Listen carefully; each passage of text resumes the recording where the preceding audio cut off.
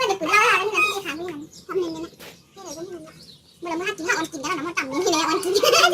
พี่แม่เนี่ยกินน้ำกินอะไรนั่นน่ะกินอะไรเล่นกินอะไรกินอะไรกินลูกกินอะไร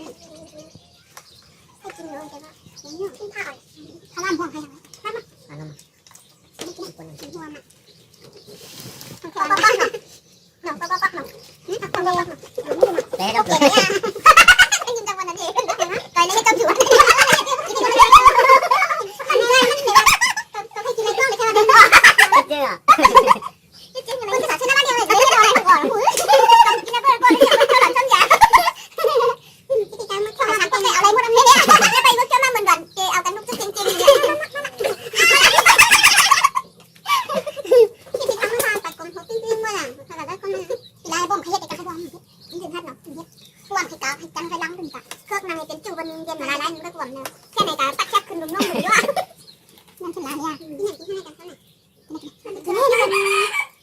อะไรเป็นที่ซ่อนเรื่องปลาถ้าได้ปลาลูกไม่กลัวมากต้องให้ล้างแล้วนั่นทำด้วยนี่ว่าไม่จมยุ่งมันไม่ยุ่งว่ะในมันไม่กลัวอะไรกินนั่นอย่าว่ากินในที่หลอกก็กินเอาเนี่ยน่ะกินก็กินก็อยากแหละอยากสมองแล้วอย่างนี้เจ้าใส่ตาเจ้าอื่นนะถ้าตามมาก็กระชินกันนี่กินอย่างนั้นเนี่ยก็กระชินนะน้องยินหน้าบังอ่ะขนาดนี้จังเขาผูกไว้ในต้นบักเต้าก็หูนะพี่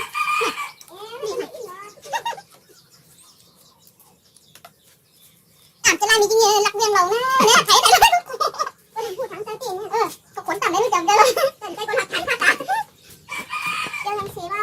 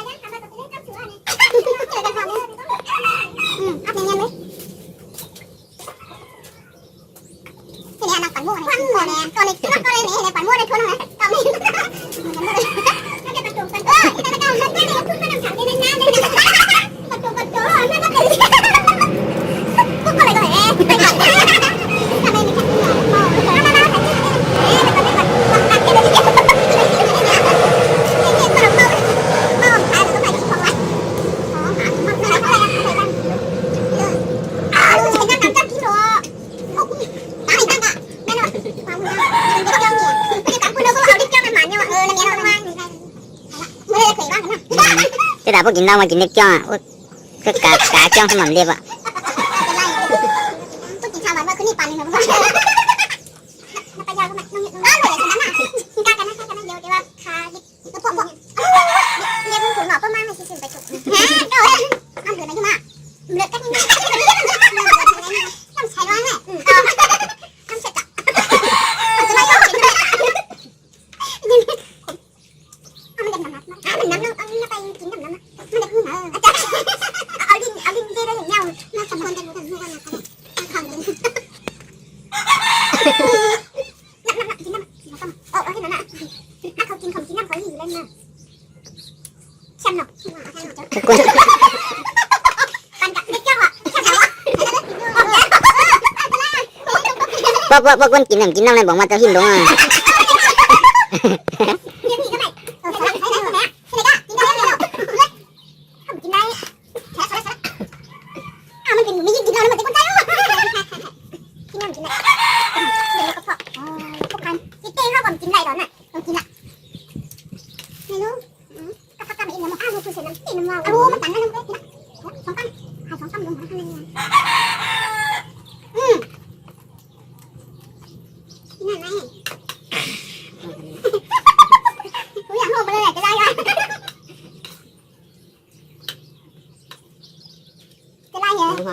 เดี๋ยวหมดชุดแล้วมันตั้งกันให้เลยไม่ได้ไงชุดแล้วมันตั้งกันให้เลยได้ก่อนที่เลยพี่ได้เดี๋ยวเขาเล่นทำกินนั่นเมื่อกางงักงีออกมาก็มาแล้วแกจัดเอาไปขายอะไรเนี่ยจะไล่จะให้ยอดใส่ที่หลังหมดชุดแล้วไม่ต้องเลย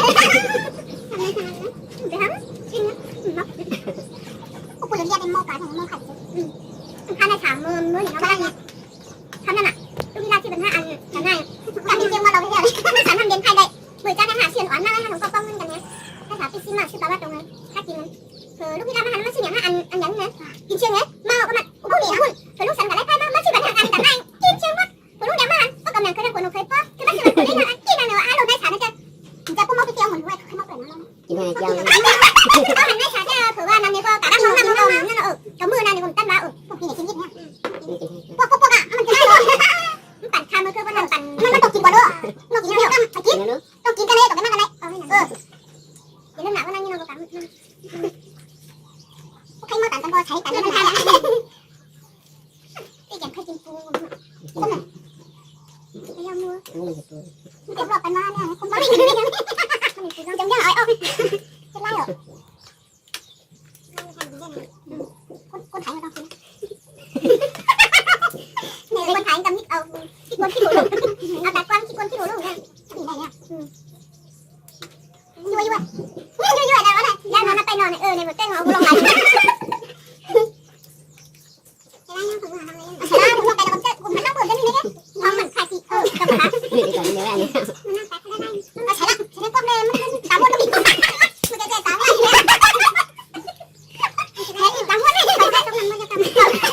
อยากกินน้ำหรอก็เอานอกเดียวอยากกินตาก็ม้วนเลยด้วยทำได้กันนะตัวตาว่าแบบมันเมาติดปากไม่ใช่เนี่ยเขาเรียกเมาอะไรแต่ว่าก็ลืมดันกันว่าเขาเลยนั่นแหละคนแจ้งมาแล้วนี่เลยนะอารมณ์ที่แต่มันต่ำนะนี่ต่ำพันเจ้าชั่วโมงนั่นเมื่อนั้นต่ำอยู่แล้วหรอต่ำเหมือนกันมันเลยนะกินแต่เองเอาเรื่องเป็นน้ำมาเองมันก็ต่ำก็เลยก็ใช้น้ำเป็นเพื่อฉันเล่าว่ารู้มันคือรู้เลยมันรู้แต่ล้ำเด็ดมากกว่าก็มันใครกินถูกเยอะนะมันรู้เยอะตั้งเย็นตั้งสองเอาเทียนกินเยอะจริงมันเขาขนาดสองความเป็นสิ่งเดียวกินละเป็นสิ่งกินละกันสั่งนะเป็นกันอะไรเนาะแล้วก็อาปันหมดเป็นก็กันอะไรได้นะทำมาแต่ก็เห็นกันแค่เป็นหนังกูสั่งนะทำมาแต่นั่นเราเนี่ยแกที่เขาห้าเขาก็ให้เนาะเขาแต่ให้คนในให้มันอย่าใส่มันหนาเราไอ้นั่นพี่ก็พ่อมันทำที่ต้องเงินกันเลยแทงนกเจียวแดงหมกมันยังไปน้ำใบแดงค่ะมันไก่นั่นมันก็เป็นคนเลยมันมีสกินเหรอมันมีมาเลยการนิดเนาะการที่จะให้เนี่ยอันนี้เราเหรอคนที่หามือต้องไปหาใบพวกนั้นกับแบบคนชี้ตาคนชี้อะไรมาอะไรเดือดถ่ายทั้งคนถ้าเราเป็นเลี้ยงม้วนมาเลยเนาะต่างตาก็ม้วนกันได้เนาะมันนั่นเลี้ยงม้วนเจ็บจะบาดตามติ้งมันพูดเหรอมันเป็นปลาลูกกันแล้ว พี่น้อยกันกันมาที่ไปมันกันมันกินทั้งมันหันมันเนี่ยก็ปลาอะไรกันอะไรก็ขนมชิ้นอะไรหมูไว้จ้ามันจะยาวเป็นอย่างนี้เงี้ยนี่ถางกรมันจะตีไว้หน่อยมีจ้ามีถางกรกรต่างกินก็ยังไงก็เหมือนกันแล้วกำลูกมุกคือเรากำไปขึ้นตาก็ทำเกี่ยวก็ละทีเดียวไปนั่งมันจะกันหมดมันกันใหญ่แล้วเนาะมันไปมากกว่ากันดีเลยหมดเลยมันก็กินแล้วมันจังหวะกินจริงๆเนี่ยต้องกินกำพันตาข้าพเจ้าเนี่ยเอาโมมีโกยดูซะเนี่ยอย่างมันอะไรเนี่ยมันทำไมมันนั่งคุยแต่ทำอ่ะอย่างก็จะกระหับน้องอิมอย่างมีจำมันมีตัวไหนเนี่ยละเอียดก็จะกระหับมีน้องอิมจังเลยครูบอกว่าน้องอิมน่ารักทำห้องนี้ต้องมีคนมากกว่าน้องไปที่ไหนครับถ้ามันก็เรียกก็อยู่นะแต่มันก็อยู่บ่เล็กน้อยจริงๆกินอะไรน้องอิมกินอะไรส้มตำอ่ะดาวได้ยังไงเขาเรียกเจ้าได้ม้วนดีนั่นที่เต้มันก็มาไล่มาดำมานี่นึงก็ตาเขาก็มันกับมันเยอะเลยมันต้องเราเยอะไล่เมาคนละสีๆไล่เนี่ยเมาในที่ว่าเดินดาวเลยยังคนไหนก็มาตำนี่ตำจิ้มยังไม่ได้ตำนี่กะมันจะเป็นอยู่เป็นอีกแต่ไม่น่าจะแต่เนาะบอกว่าเป็นอีกแต่ไม่ชุดจะกินเนี่ยน้องจะกินเนี่ยก็กินคนนั้นที่จริงว่าเนี่ยจะกินว่าเนี่ยเมื่อไงไม่เลยอ๋อนั่นแหละมั่งกับผีเมื่อมาตามคนละหล่อไม่ ใส่ตาตาluôn nè cái này nữa nè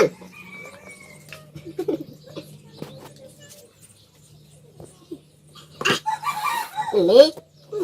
เนี่ยมันยับมันยับมันยับ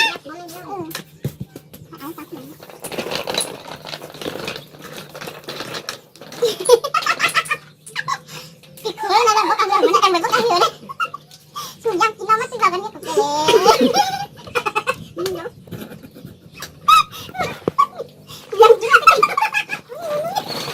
anh ấy liền bỏ cả này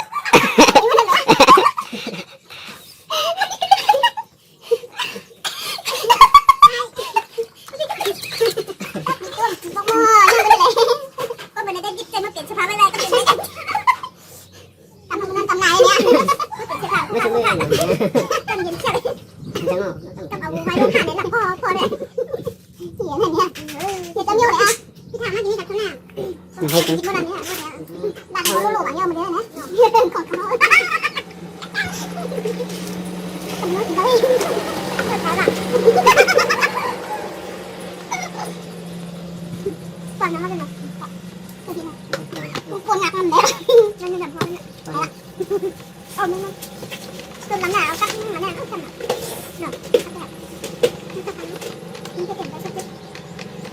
nó mà nghe kiểu nó rồi hay nó kêu đấy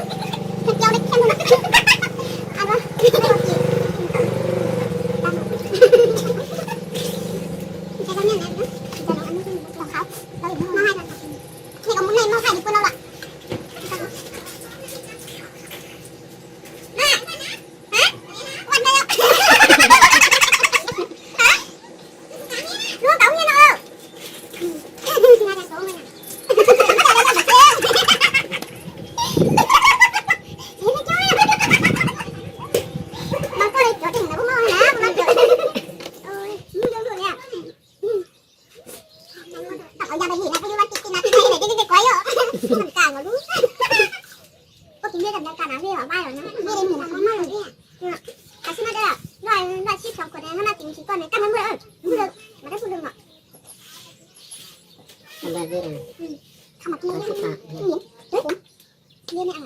nó khóc đâu nó hay là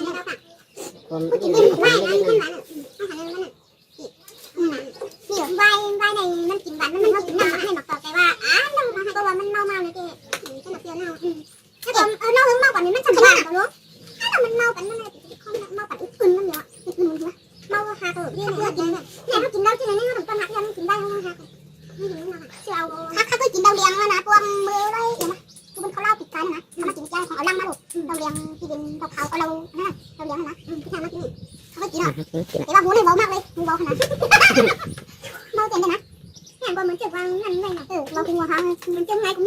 ạ nhà của mình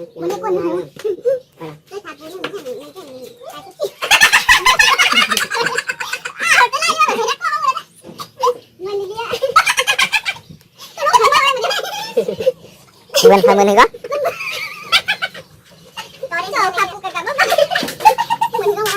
Mình cặp tiếng.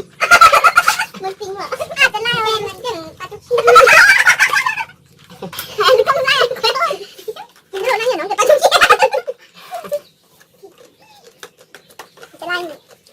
subscribe cho kênh Ghiền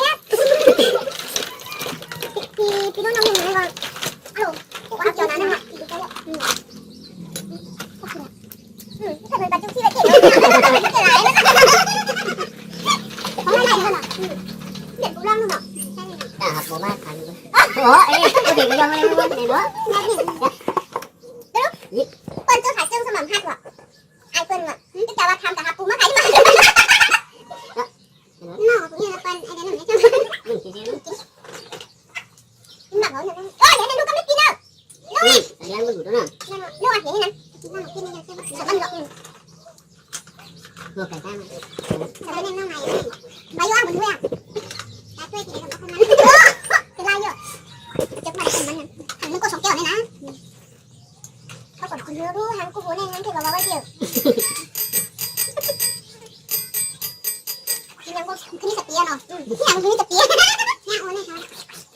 bỏ lỡ những video hấp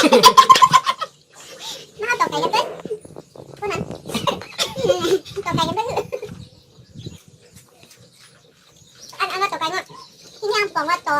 ตัวแกข้าเป็นตัวต้องตัวแกบอกว่าเขาวันนั้นกันไงก็จะมาเอาดูข้าได้เจ้าของหุ่นนั่งเฉยเลยเด็กคนนั้นก็หุ่นได้กินอะไรนะ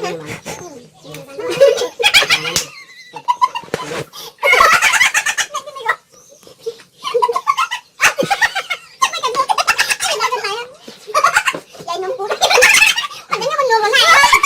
เรือไล่กันนมปูอ่ะติดหน้าแล้วมันจะปูร้อยได้นมเลยยายนมปูร้อยมากินชมตลอดอยู่นั่นแหละกินปูอ่ะ ทำบ้าไปใครเจ๊มั้ง ไอ้เสียก็มันนั่นก็เห็ดแก้วเนี่ยตีกันเดียวนะ มันไหลมันเจียวแล้วมันก็ไหลเจียว ไอ้แก้วต้องตีอ่ะ ไอ้บ้านเนี่ย แต่ผมยังมือถือข้อไก่ยังน้องเก่านะน้องเก่า มึงก็มาแต่การเดินไปจิ้มเด็กไปจิ้มไอ้ตึกเดินไล่กำตีเดี๋ยวทำมันถือ ก็หลังตัวแรงปัน น่าจะต้องกินแล้วต้องถือว่าเขาเจ้าจะไล่เนี่ยหมดอะไรอ่ะเลยหมดอะไรเนี่ยเนาะอ่ะปวดตัวกับมึงพวกเราสุดจิ้มหมดเลยอ่ะอ๋อเดี๋ยวเราอยู่กูได้จะได้มาเป็นบ้าหูขู่ขอตาหน่อยร้านเนี่ยปันลมเอามา ไอ้มน นี่มาค่ะมาน้องมดมาน้องมดดูมันดูแต่ก็ไหนเขาติดพื้นหรอติดมันมันก็ล้วงน่ะ เป็นอะไรกัน ไม่แต่มันน้ำเนี่ยมันมีกี่วันดูเนี่ย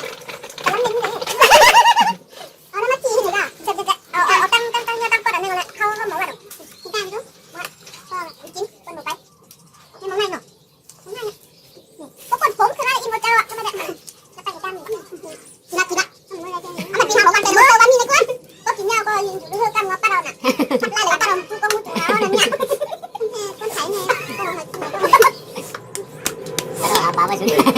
จับสกิลนี่แต่อันตรายอ่ะ ได้จ่ายแล้ว งอน น้อยจ่ายต้องจ่ายด้วยกัน แกอยากแบบติดอยู่นั่นน่ะรู้มันรักรู้บ้างอยากแบบติดอยู่เด็กจังหวะ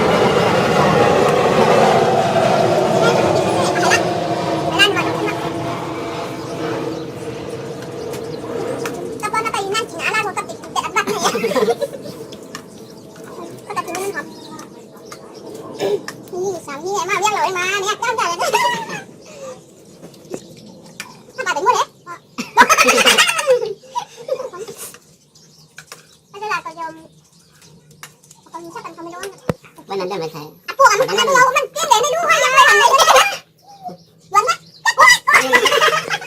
มึงเด็ดเด็ดเด็ดดูเรื่องแล้วว่าตาอะไรวะเด็ดเด็ดเด็ดเด็ดเด็ด อีกวันเนี่ยไป ตัวกันที่เห็นไปที่นั่นเราที่นั่งนี่ใจกล้าเพราะมันไหนดูมันอันตกอันมันก็ได้นั่นแหละเพราะว่าคำน้ำตาลมันเยอะได้ว่าเป็นตลอดเทียนใครที่พบพัดเทียนปุ๊บต้องมาเห็นว่าแม่ไม่ได้ตั้งจริงนะ เนี่ยไม่เอาเวลา ตัวนั้นมันอย่างนี้ ท่านมีใครหวานมากขึ้นไหม มึงไข่ชนะฉันโดน มา น่าจะฉันน่าจะ น้ำมันเร็วเลย น่าคือใช่คือเต็มไม่เห็นมันน่าจะมีโอ้จะจอดจะไปละไหวเหรอขับรถไปไอ้หน้ากันหรอ สนุกจังมากชอบ เราเป็นหนูไงแต่ถ้าฉันไม่ถ่ายดีแล้วตัวห้องนู้นก็ได้จ้ะปัจจัยเราขึ้นมาหมดเลยขึ้นมาตัวปัจจัยก็มันดีอ่ะปัจจัยมันแม่เป็นหอปัจจัยผมเต้าหนึ่งเนี่ย นั่นใครยังวะ นี่ปัจจัยชมเนี่ย แค่บอกที่ได้ชมอยู่จังอ่ะ ไม่อยู่คือปัญหาคือกินไม่ดี ทำอยู่หรอจะไล่ยัง การไปอินดีกว่านะ เขาไม่เคยหาอย่างไรแต่ตาในการตึกเมาคำเมาเนี่ย ว้าไม่เน้นจะได้ปังต้นนั่นน่ะไม่ธรรมดาใจใจว่ะ เอาเลย ได้ไหมคะ มันเป็นล้างมือเนาะใส่มันจะนั่นกันเฮ้ย พี่ชานั่นแหละมันทำใจอินแหละนั่นมันคือการอยู่น่ะ จริงๆละ ก็กินเอาเลยมั้งกินอะไรได้ไงอ่ะ นี่มันอ่ะต้นไม้ต้นไม้น่ะ วายนะ กินเยอะๆอะโลให้มาว่าไปเลยกับตั้งปูอ่ะที่ก้านหน่อยนึงเสียนอ่ะไม่หลับไปปืนหรอกไม่เตะเลย แล้วเจนเนาะ ไอ้ก็ปุ๊บเอ้ยปุ๊บมันนอนกันเห็นไหม ก็เขาเรียกกูมันเจนมันในคนเอามาเทียนกับบิ๊กเจนเนี่ยนี่หนูเชียงกันเนาะ จะเรียนของเสียงให้ ไอ้เธอพี่ทำมือให้หมดแล้วเนี่ยแม่มันทำงานมาที่ไหนปันที่ได้ก็เป็นอะไรงานปันที่ได้เนี่ยเวียนปันที่ได้เลยปันได้เลย ต้นไม้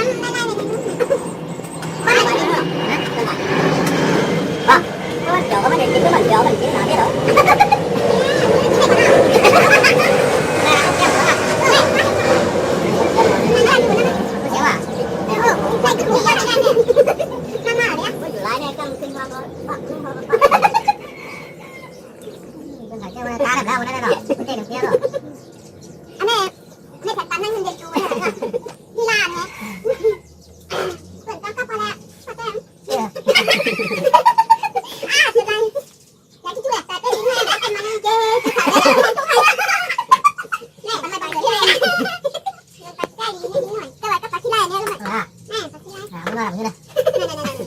นั่น มันน้อย ๆๆโน่ใช่คนเอาดีๆแต่ละเป็นได้ไม่ตัดวิดีโออยู่ ก็ตัดไปเลยว่ะ มันรักหนาเนี่ยอยากนะอยากมาไปกินอะไรดีกว่าคือมันก็มันก่อนที่จะทำหน้าคัดด้วยเหมือนกันเราผลเมื่อไรก็ไม่หนอกตัวนี้เองก็ต้องเรียนเริ่มคว่ำอ่ะกำเตะหาคุณยายเอ้ยมันเหรอนี่แหละมีคุณยายนะเดี๋ยวก็เริ่มเราหนักต้องใช้เลยถูกถ้าแม่คมจังนี่เนาะยายจำได้รู้หมด มันน้ำมันน้ำแห้งเราน้ำเท้าเนื้อเลย พูดถูกคอยนั่นเองเราว่าอะไรที่นี่จับกลมได้เนาะลูกที่หนักเอ๊ะน้ำเตี้ยกันอะไรนี่ต้องอยู่ที่ ทำนายต่อดาวได้หรือไม่ คุณยำแดงยังบอกได้คุณยำแดงยังเป็นอะไรใช่ไหมไก่ยังต้องให้ก่อนนะคะ ก็ถึงกันแล้วก็เดี๋ยวเมื่อเมื่อเนี่ย เมื่อได้เป็นยักษ์ตู้มันได้ใหญ่ อย่าเจอที่ให้อีก ยำไม่ยำเลยยำดีก็ไม่ได้กินอะไร มาอันนี้ เป็นคนชื่อน้ำชมมาดีดีเดี๋ยวขับบอกให้แน่ๆมากินนี่นะมากินไปให้ได้หรอกปลาที่ได้ชมมาเนี่ยอ้าวแต่ละนี่เขาไปอันไหนเอาไหนจะนั่งนะก็มันหนอก มาดูกัน มันแต่ละเย็นเนี่ยมันจะร้อนแต่ละเย็นมันตื่นเต้นอะไรเลี้ยงนะนายเลยเนี่ยชิคกี้พายอะไรเนี่ยยักษ์มันตื่นอะไรอยู่เดียวนะลองพูดนะนั่นน้องอะไรนะง่ายปุ๊บเนี่ยเรากินหุ่นยันละฉันกินนะฉันกินเขาแค่สมยศทั้งหุ่นยันเนาะที่นั่งเรามันมีประชุมอ่ะลองพูดได้ไหมฉันกินเดี๋ยวกูหรอกก็มันมีแต่ละมึงนะคะปุ๊บปุ๊บอะไรฉันไม่รู้หมดนะกินนะลูกอ๋อมันจะไล่มาขยุบไปนะคะหัวนี่นะแต่หน้ามันจะเล่าอ่ะเดี๋ยวมาขัดฉันนี่มึงมาใส่ใส่กินเนาะมันจะเล่าลูกอีกแล้วเพื่อนอ่ะมึงไม่อ่ะเพื่อนคุณชนะ ไปนี่ ไม่ได้ดังนี่นั่นตรงนี้เราตาวนหน้ามันอย่าไปที่ใส่เจียวไรให้เลยว่าอ้อตรงนี้เนาะแค่นี้มันไม่ได้ไม่ได้เลยจริงนี่จะกุ้งใจไหนกินใส่มาได้ตายตัวเองเนี่ยหายแล้วเอาดูจะเหลืออะไรนั่นก็ยังหน้าก็ยังไม่ได้ก็ไม่ได้ยังหางแกงหน้าก่อนเดี๋ยวย่ำจำหอมไม่ได้เจ้าแม่ก็ปิดชุดแล้วนะปิดยังไงปิดยัง กินชุดว่ายน้ำก็ไม่ แต่จะไม่กำปืนออกมาเต้นเลยเขาตายแล้วมั้ง กางยังไปแข่งของมันเก่าเลย เราไม่เก็บหนังมากินมั้งกินแน่ๆมึงมาละอะไรตุ๊กมาเลยตุ๊กตุ๊กหลงไม่ได้ฉันมั้งจีบปากเส้นอะไรนั่งเจียงใจก็กินไป เอาไปเลยล่ะพี่ป้องเนี่ยอันนี้เขาสวยสุดเลยอ่ะปันเนี่ยปันว่ายังไงเจ้าหนาเลย นั่งกูแล้วไงที่กูฟัง หาปลาไม่หาปลา ปัจจุบันนั้นไปมันเจ็บมันเจ็บเกินอ่ะอย่างเราเขาไม่ได้หันมึงผีหันมึงแล้วก็ไม่รู้อย่างก็อันนึงก็แล้วก็ให้ฉันกินที่ไหนก็คือทำบัตร 3 บาทเนี่ย ก็ใครกินมึงมีปันเนาะ 10 บาทเนี่ย สิวันเย็นเจ๊มาก จ้า5 บาทเนาะ ห้าวันพออันนี้เดี๋ยวเป็นห้องคนปลุกอ่ะถ้าได้กินทำบัตรได้หมดจับเลยตามุนๆแล้วเลยตาก็มุนๆแล้วนั่นก็ให้ดูแม่กินทำบัตรดีๆทำบัตรให้ลูกร่มขึ้นเนาะถ้าไปได้ตากว้างเป็นก็เลยยกชุดมาถ้าน้องนี่ไม่ได้ต้องเป็นได้มาต้องเป็นเนาะใครได้ไหนใครได้อู้ห่อดอกก็เลยอู้ห่อบอกก็นั่นต้องเป็นชุด โอเคละไปตรงนี้กัน ป้าเหมือนก็เล่าเลย